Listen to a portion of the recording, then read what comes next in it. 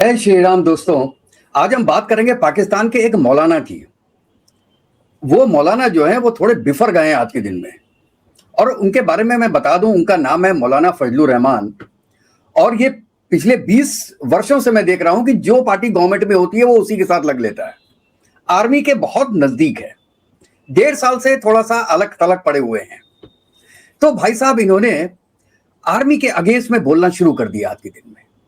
उसका असली रीजन मैं आपको इस वीडियो में बताऊंगा लास्ट में, कि ऐसे कौन से 2 रीजन है जिसके कारण ये टाइम चुना है फजलुर रहमान ने अपनी आर्मी को नीचा दिखाने के लिए। पहले 1-2 वीडियो देख लेते हैं छोटे छोटे दोस्तों, उसके बाद अपनी बातों पे आते हैं। चलिए देखते हैं वीडियो पहले। फिर कहते हैं हमारे जवान भी तो शहीद हो रहे हैं। ओ बाबा, तेरे जवानों ने पेटी इसीलिए बांधी है, तनख्वाह इसी के लिए रहे हैं कि उसने मुल्क की सलामती के लिए लड़ना है। तुम अपने खून का मेरे ऊपर क्या एहसान डालते हो?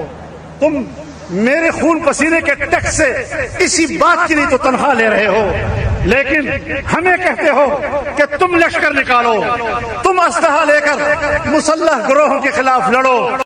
ये कह रहे हैं कि पाकिस्तानी आर्मी ने कहा है इनसे कि अब आप लश्कर बनाओ। लश्कर समझ रहे हैं ना, जैसे छोटे छोटे ग्रुप्स स्टूडेंट्स के, और इनके अंडर में बहुत ज्यादा मदरसे हैं, और ये जमायत उलमा ए इस्लाम के चीफ भी हैं। मतलब आधे से ज्यादा जितने मदरसे हैं पूरे खैबर पख्तूनख्वा में, उसके ये हेड है। अब इनसे बोला गया है कि आप लश्कर बनाइए, लश्कर बना के या तो हिंदुस्तान में भेजिए और या तो अफगानिस्तान में भेजिए, क्योंकि पाकिस्तान की आर्मी की अकेले लड़ने की औकात नहीं है। और इसी के बारे में फजलुर रहमान कह रहे हैं कि भैया हम क्यों बनाएं, तुमने पैसे लिए हैं मरने के लिए। वैसे देखिए, किसी हद तक ये बात जायज भी है और नाजायज भी है। कोई मरने के लिए फौज में नहीं जाता, लेकिन मरने की कस्में तो खाता है। और ऐसी कोई सिचुएशन होती है जिसमें कि आपको किसी दूसरी कंट्री से लड़ाई करनी पड़े तो आर्मी आती है, लश्कर नहीं आता है। चलिए देखते हैं ये आगे क्या बोलते हैं साहब। मैंने कोई तनख्वाह नहीं ली, मैं कोई लश्कर नहीं बनाऊंगा। तुम चले जाओगे, तुम मेरी सरजमीन को आने वाली नस्लों तक जाती दुश्मनियों की तरफ धकेल रहे हो, हमेशा हमेशा के लिए तत्वगारत गिरी की तरफ धकेल रहे हो। ये सियासत किसी और को समझाओ, ये हमें मत समझाओ। आपने अगर सियासत करनी है तो वर्दी उतार कर आइए, इलेक्शन में हिस्सा लीजिए, पता चल जाएगा कि वर्दी वाले को लोग क्या वोट देते हैं। ये आपका इख्तियार है कि आप जिसको चाहेंगे हुकूमत देंगे और जिससे चाहेंगे हुकूमतें छीन लेंगे। देखिए कितनी बड़ी बात बोली है इसने, कि अगर आपको लड़ना हो तो आप आर्मी की वर्दी उतारिए, पब्लिक के सामने जाइए, वोट लीजिए, अगर आप जीत गए तो राज कीजिए। ऐसे मत कीजिए कि वर्दी भी पहने हुए हैं और आप पॉलिटिक्स में भी हैं। अब ये देखिए कि ये बंदा जो कि एक आर्मी का बंदा है, वो ये बात कैसे कह सकता है। तुमको अब इसकी अहमियत खत्म हो गई है। पार्लियामेंट में 5 सीटें हैं, 10 सीटें हैं, नहीं है। पार्लियामेंट की अहमियत खत्म हो चुकी है। पार्लियामेंट घर की लॉन्ड्री है अब एस्टेब्लिशमेंट की।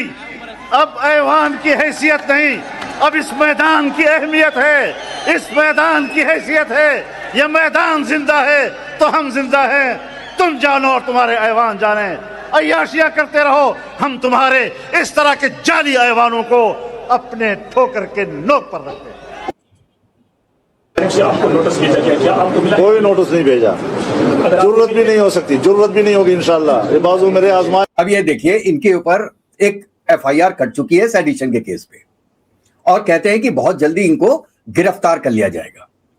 लेकिन उसके जवाब में आज लेटेस्ट ये क्या बोलते हैं कि किसी की औकात नहीं है, और मेरे पास ऐसे ऐसे राज हैं कि अगर वो खुल गए तो आर्मी भागती नजर आएगी। सुनिए ये क्या बोलते हैं। हुए हैं, न खंजर उठेगा न तलवार इनसे। ये बाजू मेरे आजमाए हुए हैं। आए मैदान में, अब खुली जंग है, तबले जंग बच चुका है। अब कोई परवाह नहीं है, कोई लेटर आता है, कोई नोटिस आता है, यूं फेंक देंगे पुर्जे की तरह। क्या हैसियत है उसमें?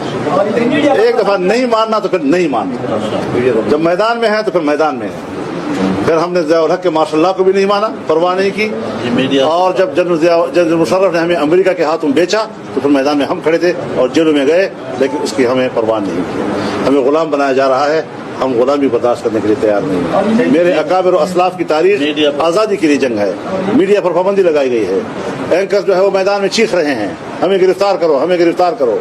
क्या जुर्म किया है? मैं आप लोगों से बात करता हूँ, आप लोगों की एक ड्यूटी है मेरी बात कौम तक पहुँचाने के लिए।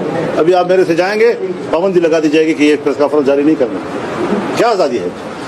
और इस आज़ादी, इस सहाफ़ती आज़ादी की जंग आपने लड़नी है, हम आपके साथ होंगे इंशाअल्लाह।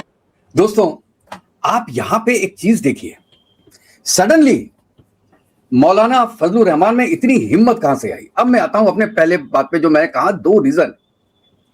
देखिए, पहला रीजन तो मैंने इनडायरेक्ट वे में आपको बता दिया कि ये पिछले 1.5 साल से खाली हैं। हमेशा ये गवर्नमेंट के साथ रहे हैं, आर्मी के साथ रहे हैं। आज के दिन में आर्मी इनको लिफ्ट नहीं करा रही, और दूसरा ये गवर्नमेंट में भी नहीं है। तो इनको अपनी पॉलिटिक्स चमकाने के लिए कुछ ना कुछ करना था। ये तो एक रीजन हो गया, जो कि आपने काफी न्यूज चैनल्स में और यूट्यूब वीडियोस में सुना होगा, देखा होगा। लेकिन क्या ये रीजन काफी है? देखिए, मैलोंग बलोच जो बलोचिस्तान की हैं, आपने देखा होगा उनका क्या हाल हुआ। वो धरने पे बैठी थी, शांति प्रिय धरने, उनको पकड़ के अंदर कर दिया जेल में, और अब उनको उम्र कैद दे दी।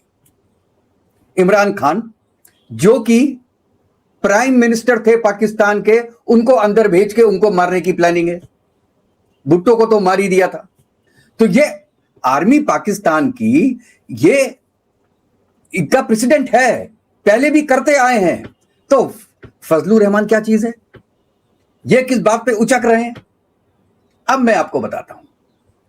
पहला रीजन कि ये काफी मदरसे ऐसे हैं जो कि ये कंट्रोल करते हैं। एक बार इनके कहने पे लाखों स्टूडेंट्स बाहर निकल आएंगे।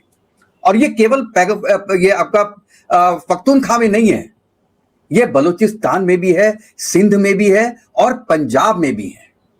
इनकी से काफी जगहों पर है, और धार्मिक वजहों से सीट चाहे वो ना ले पाए इलेक्शन में, लेकिन अगर इन्होंने कह दिया कि भैया ये आर्मी चीफ जो है ये इस्लाम के अगेंस्ट में जा रहा है, क्रिप्टो करेंसी जो ट्रम्प कार्ड है पाकिस्तान में, उसको अवैध घोषित कर दे, तो भाई साहब पब्लिक सड़कों पे आ जाएगी। अच्छा, तो आर्मी डरेगी, यार इनको पकड़े या ना पकड़े, या इनको बोल रहे थे कुछ ना कुछ, चुप रहो। एक रीजन इनको ये समझ में आता है हमको कि इसलिए उन्होंने बोला कि हमको कोई पकड़ नहीं सकता।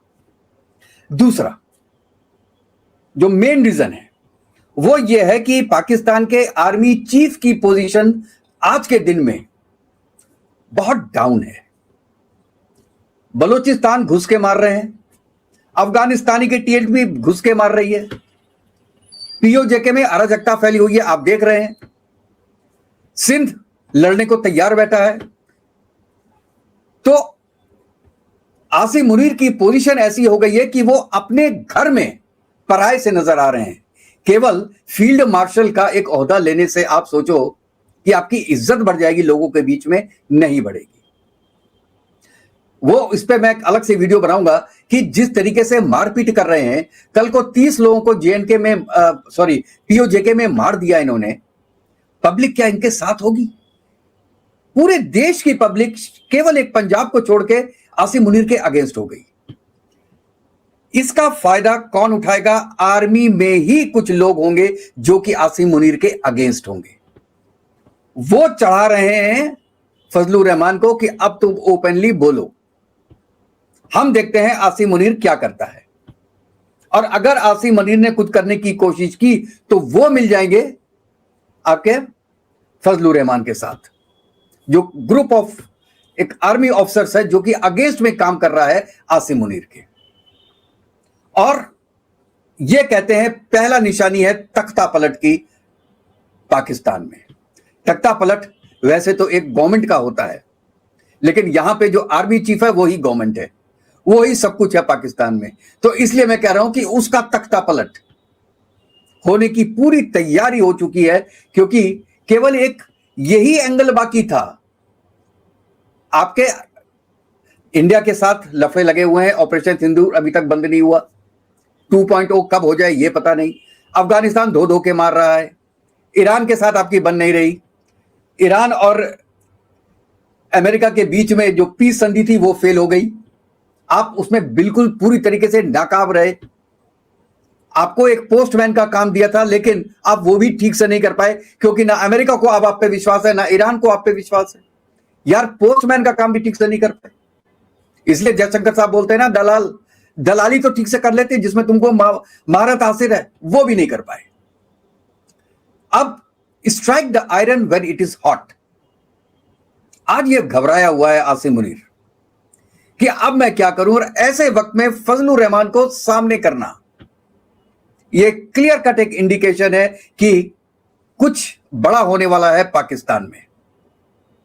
या तो इनकी सत्ता जाएगी और या तो आसिम मुनीर भाग के, जो उसने यूएस में घर लिया हुआ है, अपनी फैमिली को ऑलरेडी पहुंचाया हुआ है, वहां पहुंच जाएगा पाकिस्तान छोड़ के, और साथ में ले जाएगा अपने शहबाज शरीफ को।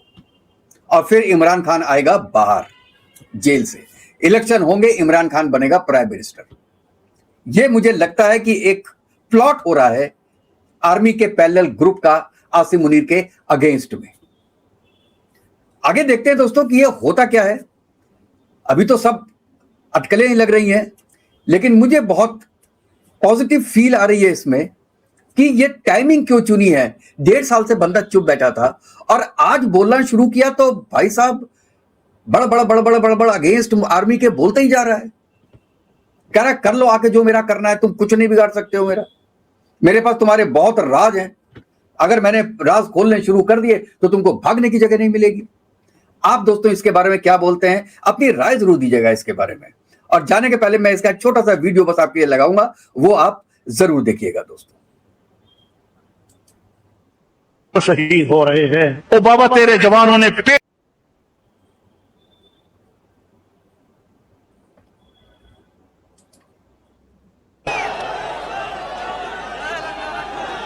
हम जिस जमहूरियत के अलंबरदार हैं, वो जमहूरियत आईन की जमहूरियत, इस्लाम की अलंबरदार जमहूरियत, कुरान और सुन्नत की अलंबरदार जमहूरियत, अवाम की नुमाइंदा जमहूरियत, हम उसके कायल हैं। और अगर वहां कुरान और सुन्नत नहीं है, अगर वहां,